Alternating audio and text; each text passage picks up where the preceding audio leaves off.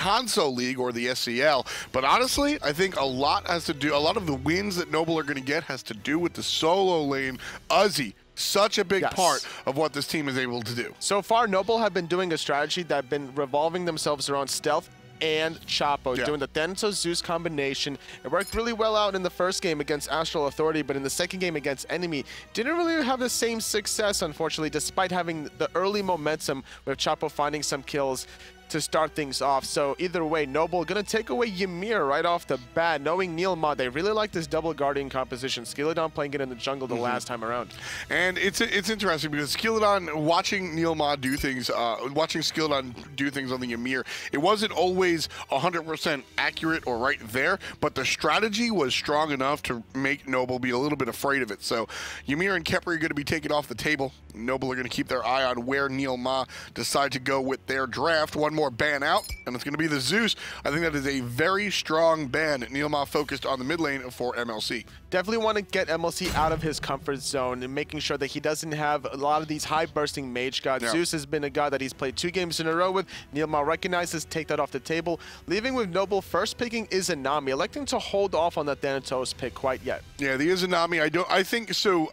5 out of 6 teams here, Izanami's a flex pick. I don't see MLC Stealth playing any hunters, even Izanami, in the mid lane specifically. So I think that you can kind of sit back and say, all right, that's going to be a hunter Izanami. No ambiguity there. Sylvanas on the other side, heavy push coming out, and the Giannis selected for the mid lane on NeilMah. We haven't seen too many Giannis's today so far. Heroin did play that one time earlier on in the day. So NeilMah going to lock this in, making sure that they have the mobility necessary to look for the ganks, because knowing Chapo, he definitely wants to look for some kind of aggressive play in one of the side lanes. More importantly, he's been focusing a lot to try to help Uzi out. So I could foresee this strategy with a lot of counter ganks going into that solo lane. Serket, another highly mobile, highly deadly assassin coming out for Chapo over there in the jungle. That is his play style. If you didn't watch too much of the SCL, Chapo is very much flash and danger and damage, and Serket's going to bring exactly that. Gab, on the other hand, is going to support and suppress what the other people want to do. Wubbin, this is his go-to character. Normally, Noble have elected to kind of prioritize Wubbin's pick, but now this time around, it's actually going to be Gab locked in a little bit later on. Apollo, surprisingly enough, has been let through, so that's going to be an interesting pick to match with the Izanami in the lane clear with that so beautiful receiving that buff. Now it's easier to clear the laning phase, especially with the Audacity stacks. Yeah, Data Remember on this Apollo, that's one of his go-to characters. If you're thinking about Data Remember, again, one of the players that really go really hard on the amateur scene, AVGL, Challenger Cup, etc. When you're looking at Data Remember, you're looking at Apollo, you're looking at Uller. This guy has a storied history on these hunters. Kabrakan, on the other hand, for NeilMah, that's likely to be Kiki in the solo lane. He's played it earlier today in this first game, so we're going to probably see it more than likely again in their third game of the day.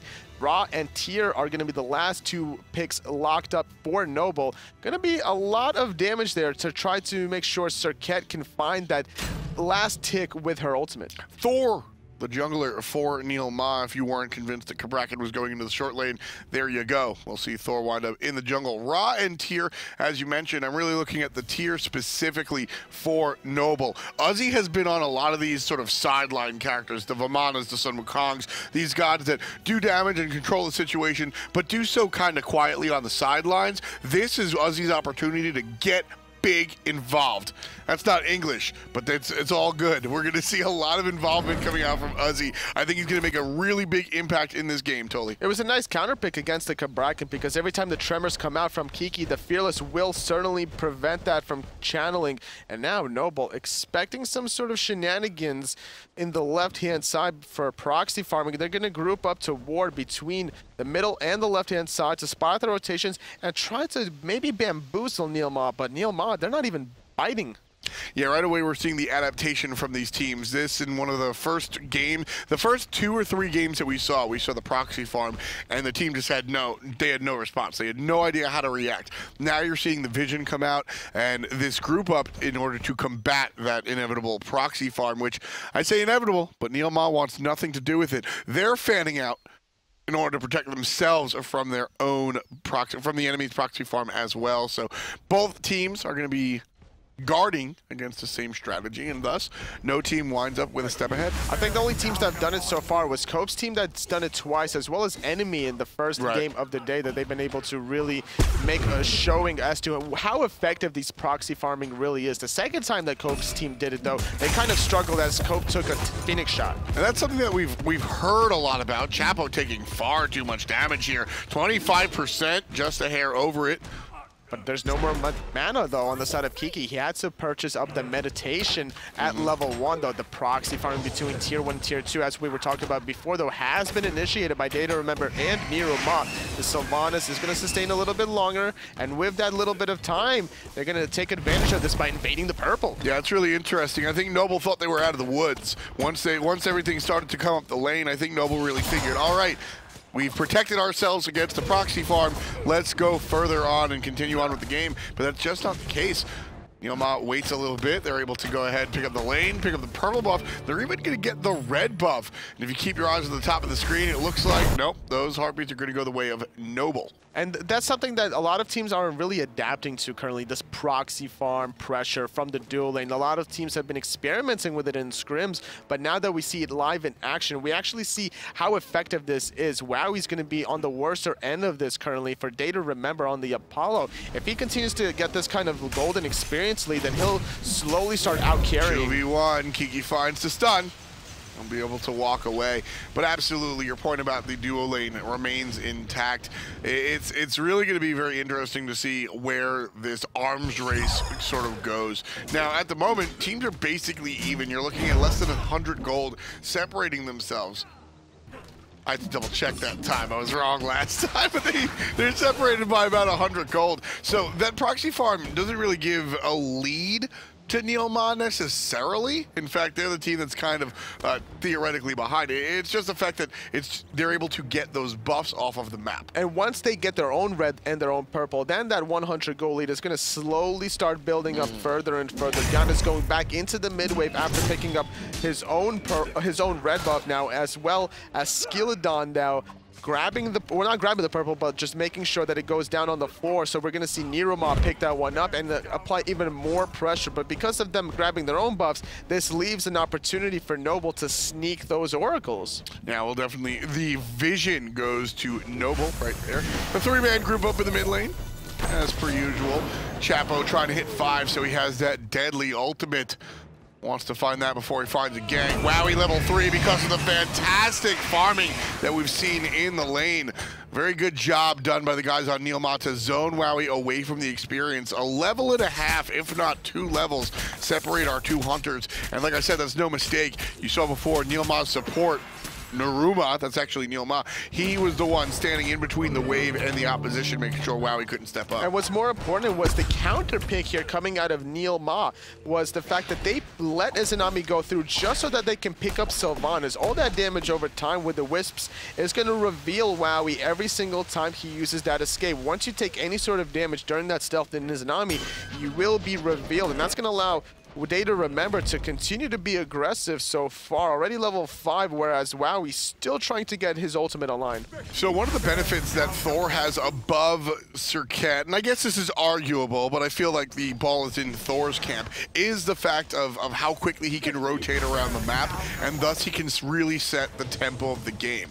NeilMah, I think they want to stall the game more than they want to rush it, but if I'm Thor, I want to make sure that I can, A, help Wowie out. That's my biggest concern right now, so or keep Wowie down rather. So I'd like to see Skilladon shade over to that left side with the ultimate and force El Chapo onto the dual lane side of the map. We saw what Enemy was able to do when they applied so much pressure in that dual lane. They got 3 Gold Furies in a row and they just ran away with the game. So as long as NeilMah can apply the same sort of pressure that Enemy did by shutting down Wowie, then this could be another situation where this dual lane control can really skyrocket and start snowballing the game. Because right now, Data Remember, he has fully finished boots, but as does Wowie. The only exception is the difference of Warrior Tabby versus Ninja Tabby, getting the more physical power for Data Remember on his ultimate and So Beautiful, whereas there's going to be a little bit more attack speed for Wowie. There's the ultimate into the ultimate, and that's big damage. Naruma's going to fall fall down to the hand of Wubbin. Off of the assist from the jungle and the mid laner. Fantastic setup. Chapo drops his ult right into the laser beam out of MLC Stealth. That'll be first blood for Noble, 500 gold bounty. Great communication between those two ultimates. You really have to make sure that you line up the toss back after the Circuit ultimate into the direction of the Raw. Sometimes there could be miscommunication where you drive it to the wall, but there's so many different angles of walls, you got to get it directly forward. Over the top, Uzi looking for the play. Fearless into the power cleave. Not going to find the stand switch just yet. Toying with the basics. Waiting on the cooldown. Kiki heading towards the tower. Uzi not willing to take the shots just yet. Switches into D stance and heads right towards the wave. Left-hand side, Wowie has a little bit of space to be able to start up these oracles. And with the rotation from Wubbin, should be secure. Not enough of a timing window for Veneno to steal away that one. So for the next minute or so, we're going to see Noble with vision around that Gold Fury. So shenanigans from NeilMah not going to be implemented around the Gold Fury, but Skilladon, he's looking for an ultimate. He's certainly up in the sky. Wow, he sniffs it out, lands down, frozen. He uses the beads, but it's just momentarily. Underneath the tower, looking for the chase. Wow, he avoids the damage with an ultimate of his own, preventing the Berserker's barrage, and that's what'll keep him safe. And more importantly, like you mentioned, it's preventing that secondary damage output of the Berserker barrage. It will silence it out during the channeling ability, or at least maybe force out the beads if Skilladon wanted to commit under that tier 1 tower. So it would have been pretty risky, but a great disengage. Overall, successful gank, because now you got the beads out of the Izanami. Big play, Chapo looking for it by himself. Finds the madness, the ultimate is going to take despite the CC not being there. Uzi from the right side. Venenu's here, still alive for the moment. Wubbin with a great shield, but it won't be enough. Skilladon answers back, gets his team on the board. It's NeilMah with 1, and Noble has 1 as well. NeilMah with a great pull away, making sure that Uzi had nowhere to go, especially with the ultimate follow-up. If he continues plays like that, we're going to see a lot of trouble here on the side of NeilMah, because for Noble, because Uzi needs to be able to get into that backline uncontested, and if NeilMah's disrupting that, well, there goes half of the engage, because then they're going to have to rely onto Wubbin for easy setups, but then you're going to have no peel. You know, it's interesting. Wubbin has really improved over the past couple of years. We've watched him go from an issue, honestly, to a very strong, at least Geb player. And I bring up that point because he's only played Geb today, and we saw his team prioritize this pick. Right now, Wubbin's going to be in trouble with him and MLC Stealth. Skilladon comes down. That's going to be the big play right there. Wow, he picks up 1. Wubbin heading towards the mid lane. Stunned out a little bit as MLC Stealth. Venenu giving chase. Gets him with the double charge. And Skilladon able to take out Wubbin as well. Still, numbers on the side of Noble. 3 players alive. Well, it's 3 players alive across the way. It's 2 for 1 currently. NeilMah, unfortunately, not able to get the better. They did get the better end of that one, only losing their Sylvanas. They're able to pick up Stealth and Wubbin off of the nice rotation from Kiki. He elected not to go for MLC Stealth, recognizing that the rest of his team was going to be able to pick off that target, instead electing to choose a different one. And that's the kind of communication and trust you have to have with your own teammates, trying to min-max the potential of a team fight. Yeah, I misrepresented that. Sorry, guys. It was a 2 for 1. NeilMah only saw 1 player on their side die. Skilladon's going to get out of a hairy situation right there. And really one of the big things I want to point out here is Kiki's build. I absolutely love this. So Kiki 4 went. He did not pick up the teleport to towers like solo laners usually do. Instead, he picks up the team-oriented meditation. But in order to be able to deal with Uzi in the lane, he's got to get there quickly. So he opts for the Swift Wing. I think Swift Wing is sort of teleport light for solo laners. They're able to make it back to lane. Not as quickly as a teleport, but still, if they're smart about it, just as efficiently. Oracle's going in the way of Noble, and like you mentioned about the Swift Wing for Kiki on this cup bracket, it also synergizes very well with his steroid off of his 1. It will just amplify that movement speed even further to get back to the laning phase or to rotate towards the Gold Fury. So that's going to allow a lot more team fight relics now for Kiki. The fact that he doesn't have that teleport, he already has the meditation, and with NeilMah having the shell, maybe we could see a different kind of relic for Kiki. Uzi now looking directly at Kiki, Fearless, into the cleave. And Uzi is going to have some help over here. Chapo shows up, and that's going to send Kiki packing. Meditation already used in anticipation of the ult. very smart, like you mentioned before, using it before the ulti of the Circuit, because you get 100% healing reduction during that Circuit ultimate, so that meditation would prove useless during the duration of the ultimate, which is enough time for the tier and Circuit combo to find the kill onto this Bracket player. 2 abilities taking 50% of Chapo's health away. And all Kiki has really is those cooldown boots, and all Wowie has is that one in the death column. That'll be rough. Skilledon, just that's the classic gank, right? There's nothing really to talk about there. Skilledon lands from the sky, combines with the player in the lane, and just obliterates whoever's standing there.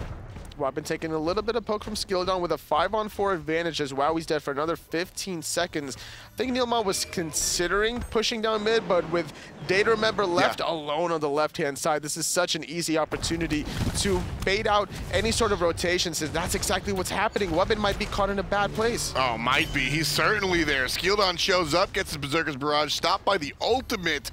And that's a win. Skilly didn't even have to use his ult. The Apollo that's pushing up the lane doesn't have to use his ult either. That is a very big win for NeilMah, believe it or not. Wubbin doesn't have his initiation intact. It's all about the positioning, if you can take advantage. But Chapo, without a position completely, gets caught, but he takes out Venenu. He portaled through mid into the jungle, but those poison ticks took him out. Overall, 1-for-1 trade, but he used beads in a situation where his cooldowns were already used. He had no way of escaping. He should have saved the beads there. Yeah, I agree with that one. Still, that right there, if you're unfamiliar with the player, like I said, he's a console league player coming back to the PC.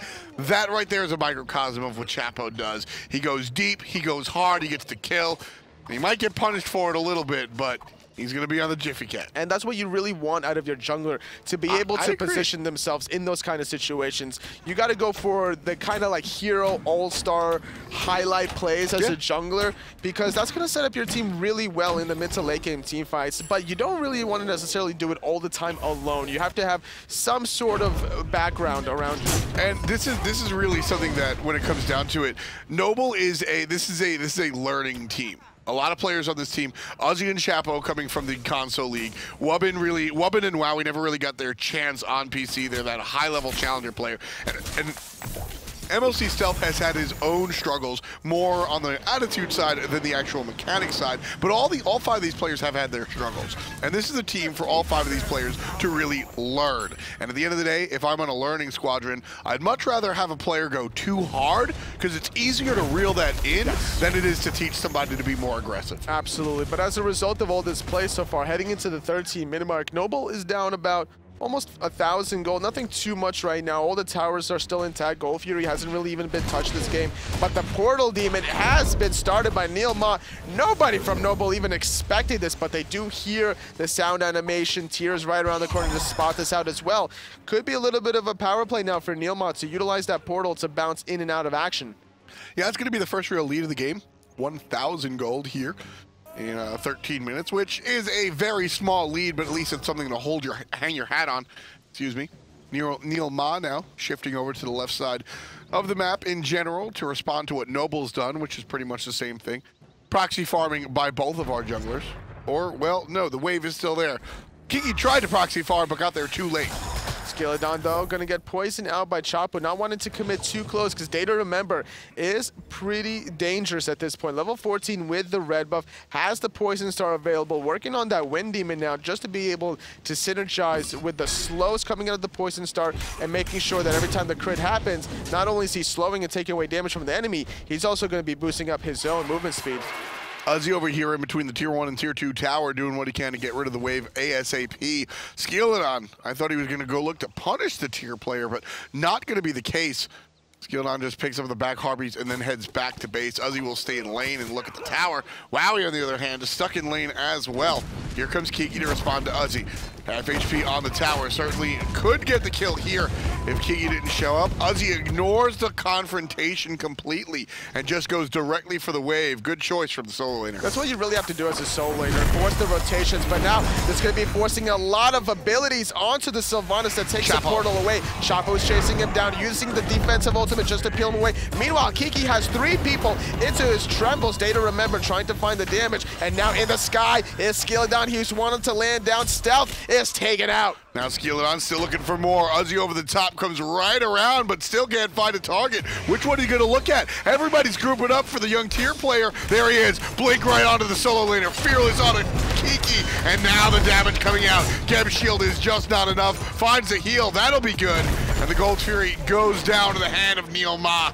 As he tries, he might, can't find it. And Venenu finds the double hit. They want more. They got Uzi. That's their second kill during this engagement. 5-on-3 for a little bit longer, and now they're going to group up on the left-hand side. They're going to stun out Wowie. Unstable Vortex from Venenu finds that one. Second tower now gone of the game. First one for NeilMah, taking away that dual lane, and they're not done yet. They're going for tier 2, Tom. Absolutely. Woman's the only one here that can actually defend. Uzi and Wowie are down for the count, or at least 25 seconds plus. Chapo and MLC, they know where they are on the map. You can see Chapo pushing out that tier 1 tower. MLC through the wall. Multitasker finishes out those back harpies, throws out some damage. Not enough to get a kill. I question totally. If MLC was part of that team fight, you think that tier 2 would stay alive? I don't think so necessarily. There was just too much damage. There is no ultimate available for Stealth to be able to burst anyone down. So that was a really nice job for him just to be able to give up the tower. There was a little bit of miscommunication though, unfortunately, because Wubben was there. He thought one way, MLC Stealth thought of another. Got to be cleaning up those little mistakes if you want to be able to get out of this relegations and then get back into Season 4 SPL. All right, so we're going to take a look here. 16.5, 9-3. NeilMah has definitely had the upper hand during this early game, but the lead is down to about 4,000 gold. This is certainly one that we can see these teams fight into. Absolutely. Noble, they are down a little bit, but it's still the mid-game where they still have some tools available at their disposal to come back into it. They have the sustain from MLC Stealth. They also have the Geb shield coming out of Wubben to get people out of sticky situations. Chapo needs to find some more plays on the Circuit, but at the same time, he can't overextend too far. That's also one of the big points, is that Circuit is in the jungle. Circuit is a story told in 2 parts. You've got the early game where she's really about the crowd control, and that ultimate to combine with the mid lane. Very similar to some more of the traditional stuff like Rat and Thor, despite her not having the global ultimate capability. And then chapter 2 is really when she starts building the critical strike. Then it all becomes about the zigzag, and Deathbane actually becomes part of your death. Brief pause, but we're going to head back into the action right here, and we'll see where Chapo winds up, because my point is the fact that Noble are now trailing by about 4,000 to 5,000, give or take, right? This is something that you can still look towards your Izanami and your Circuit and say, listen, we don't exactly have the Kali Freya super late game combination, but this is still definitely a fight that we can take into the late It's all hours. about how you transition from the early game to the mid to late game. And if you're just joining us now, folks, this is game number 9 of the day. Noble, they're going to be starting to fight onto Kiki, though, but Chapo is going one way. Stealth and Wubben are on the bottom end of this. This is totally a good fight. MLC and Wubben are pretty much just distracting the rest of the team. It's no longer a good fight. Uzi couldn't control it, and Kiki picks up the kill out of the mid lane MLC.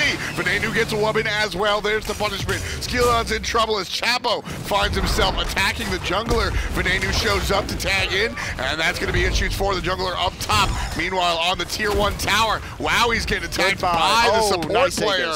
And the Aegis saves the life of the Hunter. But Data, remember, Uzi goes down with the So Beautiful, and the Apollo player 2-0-8 is on a tear. NeilMah just been getting the better end of all these team fights. 3-0, completely decimating Noble, and look at what they're being rewarded with. Another tier 1 into tier 2 in mid. A tier 1 on the right because Skilldown decided it was a good idea to split push because of how low he was. Had to disengage from that team fight, maximizing the position, maximizing the advantage, and now Noble, they are struggling. They are down 9,000 gold. So I liked that team fight at first, Anatoly. It was Kiki kind of stuck out, and Uzi and Chapo were controlling the mid laner up top. The problem was the slippery Giannis, too slippery. Once Venenu got out of the clutches of Chapo and Uzi, all of a sudden, those 2 separate team fights became one team fight that was missing a solo and a jungle, and that was the issue. NeilMah ran it over from there. Making sure to switch the targets on onto MLC Stealth and Wabit taking a lot of damage there. If Veneno wants to, he could try to go for a hero ulti. I think he's standing over a ward there, but instead electing to hold on to that one. So either way, turning that teamfight on its head completely was NeilMah, and that's something that they need to continue to extend here because of this advantage. 9,000 gold, you can really run away with this one. They even picked up the Portal Demon in the process. Yeah, 9K, this is, before I said 4 to 5K, all right, we're kind of okay. 9K is a little bit of a different story. MLC Stealth here, 0-3 and 2. Not a single kill, 3 deaths here. And I gotta say, I think it has to do with, and this isn't wholly his fault, it's a playstyle adaptation which winds up being a team situation. MLC is used to having help or protection, rather, in the jungle. This Circuit choice, this Circuit God selection, is not really the best at protecting your mid laner, and I think it's making MLC a little bit more vulnerable than he's used to. Right-hand side, Uzi finds the Blink, and the Fearless is gonna get immune by the Aegis. Good job by Data, remember, Skilldon going into the sky, thinking about landing on the backline, but he spots out the enemy jungler, forcing out the beats from Chapo, still aggressing towards the right, though, is NeilMah. And that basically takes Chapo out of the team fight. Beautiful ultimate from Wubit from NeilMah, and it's going to get Wowie down for the count. Skilly picks up Wubit on the backside. Kiki's still looking for more. Uzi has to flip out of the ultimate out of his opponent solo laner. And Uzi and MLC will heal and defend the Titan. That was a lot of damage from that hammer onto MLC Stealth off of the Heartseeker. He had those 5 stacks, despite not finding the kill there, was doing such a great job finding the poke. Yet again, finding multiple kills is NeilMah. They find Wubbin, they found Wowie off of a nice combination of ultimates here from NeilMah, and that set up so many easy kills. And yet again, another objective taken during this downtime. All the power plays that NeilMah has had in terms of 2 or 3 man power plays have gotten something from it, whether it was tier 1 and 2 in left, middle, Gold Fury, and now it's the Fire Giant at the 20-minute mark, up a convincing 13,000 gold, and they're on their way to getting their first win of the day. Yeah, NeilMah is a team after my own heart with this gameplay right here. They did not take a single fight that they didn't have an objective to take after the fact. One of the things that really bothers me the most is watching teams force fights and then have nothing to gain after the fact. Sure, you're denying the experience, obviously, and getting a little bit of gold and money from finding the actual kills themselves. But at the end of the day, I feel like a lot of times you want to go into a fight anticipating what you're going to do when you win the fight. Oh, look at this. The through space and time was used on the left-hand side, trying to catch out El Chapo, but a great recognition, able to escape that one. There's no way. You ain't catching no Circuit. No, and just piggybacking off of what you were talking about earlier on, you know, sometimes if there is the stuff after the stuff, you have to be able to force the issue to get all that stuff. Wow. Wow. All you needed to do was, like, drop the fat egg in there and you would have gotten bingo. Damn. Good job for you. 3 kills on Noble in total, man. That, I think, is... I mean, I don't think. I know that's an issue. A lot of times you don't need the kills to go ahead and push your lead. A lot of times you can see teams with minimal kills still wind up doing fantastic, Heartseeker. But this is the problem. That Heartseeker double tap yet again from Skilldon. Even on a tier with physical defense on the Breastplate of Valor, still working on more physical defense there as well as he's struggling there. 22 minutes on the clock, though. NeilMah are grouped up left-hand side. They want to grab their first Phoenix, and I like the idea here with the Fire Giant still split pushing as Skilldon, relying on that ultimate, the global pressure to be able to pick somebody off, as well as at least forcing somebody to stay in the mid lane to force a 4-on-4 on the left, and then he'll make it a 5-on-4 that quickly. I love how just by himself this Thor can keep multiple members here. You have Uzi stationed here, Chapel running back and forth like a free safety, and MLC was here as well. He's going to shift over back here towards the mid lane, all for one Thor. The rest of the squad is filtering in on the left-hand side. Playing it safe is going to be honest. 2.5 people were there trying to defend against Skillet on left-hand side, though. NeilMah, now this is the time to aggress. Kiki's thinking about going in. He's going to force out the beats out of Wowie and then retreat back under the safety. He has to sustain from Sylvanas. He also has to sustain from Fire Giant. Skillet comes I think he thought that Kiki was going to continue to aggress in the back line. So during that duration, once he realized, oh, okay, well, Kiki's not committing, now I have wasted my ultimate. But either way, there's still another minute on this Fire Giant buff to keep pressing on this left side Phoenix. With that in mind, though, Totally, the fact that that Thor ultimate is down is actually a really big problem. Noble should certainly look to capitalize on the fact that they don't have to worry about that. MLC dealing some damage to Kiki. Meditation comes out, but Kiki controlled the right way. Can fall to the bird, and he will. Wow, he gets credit as the last sickle hits him on top of the head. Firebird still alive, 75% HP, in fact. A ton of life on that objective. Now finally being focused. MLC playing it safe, and there's Day to Remember, able to pile the basics into it. Coming forward, wow, he gets a big hit. Chase potential is here, but Noble don't want to find it. MLC gets taken out by Veneno. Absolutely melted. Just so much damage on that Giannis Day to Remember, juggling up the Apollo player, able to walk away for a little bit longer, trying to get some more support skill down, looking for the wall, but a great disengage from Noble. They're not able to defend that left side Phoenix, but it could have been a lot worse. They only gave up one Phoenix during the duration of that Fire Giant buff. That was just extra rough for NeilMah. They had almost every situation they could possibly want right there. The Thor ultimate was down for the count, so they didn't have to worry about getting surprised mid-team fight. We saw a big poke out and then a big crit coming out from Wowie to bring everybody down to 10% HP, but there just was no chase. Noble really, Noble really could have used that defensive stop, but instead, NeilMah able to pick up the Phoenix. Veneno did a great job using his through space and time offensively that team fight. I believe he clipped both Stealth and Wowie, if I'm not mistaken, and that basically brought them at about half health. Looking at his build, he actually has Doomor fully stacked up with the Spear of Desolation, having a decent amount of penetration with that item, along with Shoes of the Mad Guy. And it just allows him to absolutely melt everybody, and this is why he's on the top of the player damage chart. That one unstable Vortex just absolutely melted Stealth. Yeah, it's really powerful when Giannis opts to build like this. We don't see it often, usually going for the utility build, but certainly a big deal.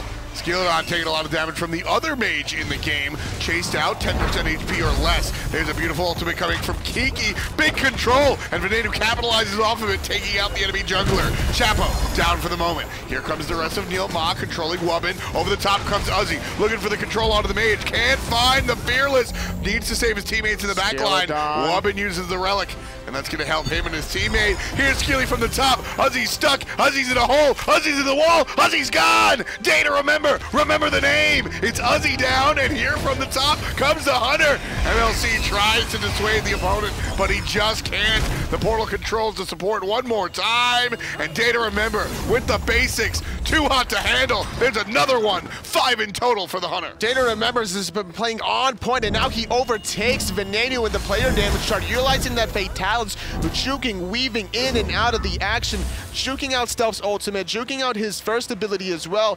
Stealth has just been having a rough time trying to kill this Apollo player from a distance because of all that mobility. Exactly. There's not a lot of setup potential on Noble's composition. You're looking at the madness from Circuit, which is A, close range, and 2, hard to hit. And you're looking at the ultimate, which we discussed the problems with that one before.